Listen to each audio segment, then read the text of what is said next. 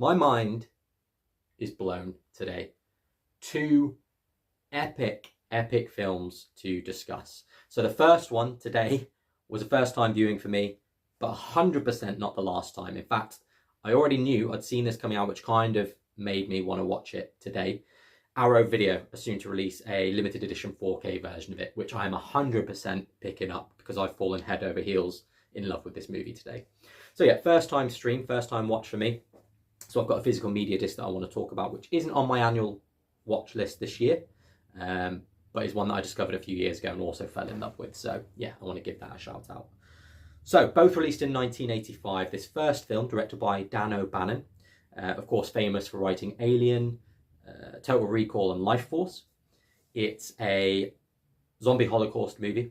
It tells the story of a military weapon which is unleashed and starts the living dead rising up from the grave and preying on the living who seek refuge in a nearby crematorium.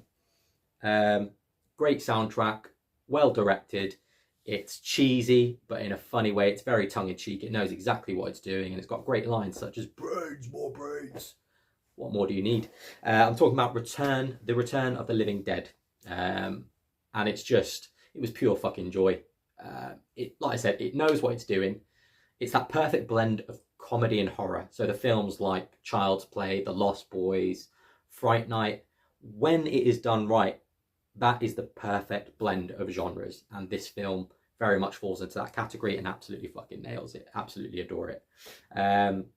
Like I said, I'll be picking up the physical media release and I really can't wait to get stuck into those special features. Yeah, I'm just glad I didn't discover it sooner. Similar to the physical media release today, I wish I discovered it years ago and I was able to share it with film kind of friends at sleepovers and stuff. But yeah, it is what it is, and I'm just glad I've discovered it now, pushing 40.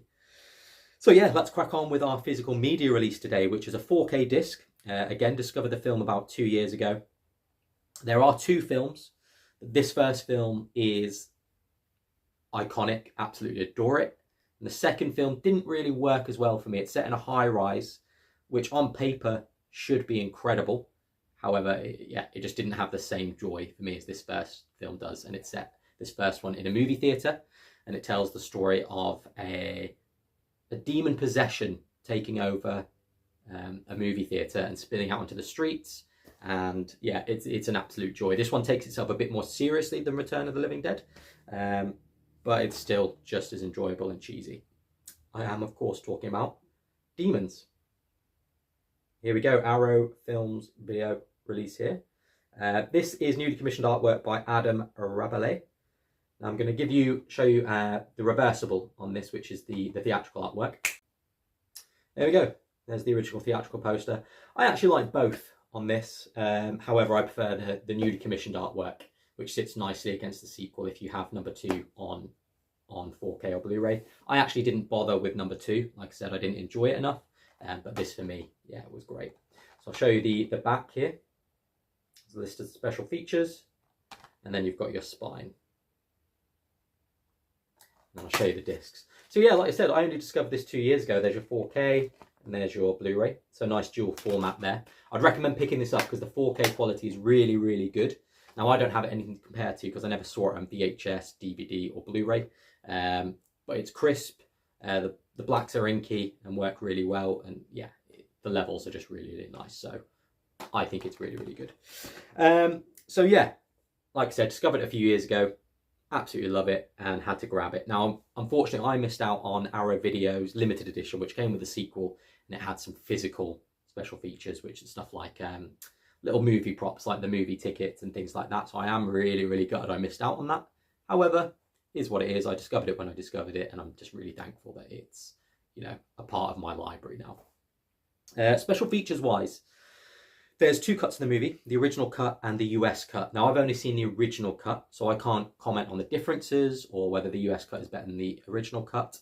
But perhaps someone can attest to that in the comments.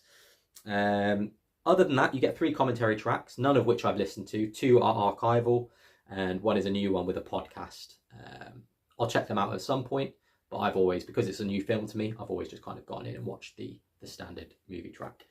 Comes with a lot of interviews as well, a few interview tracks on there and trailers. So nothing really to shout home about. I do wish there was some form of documentary on there. I'm sure there is one in existence, surely, that they could have cobbled together. But, you know, the movie is enough for me to have warranted the purchase onto 4K. So yeah, I'd recommend both of these. And I like I said, I just really fucking can't wait to pick up The Return of the Living Dead on 4K. It looks like it's going to be a nice addition by Arrow as well, so check that out if you're unaware of it.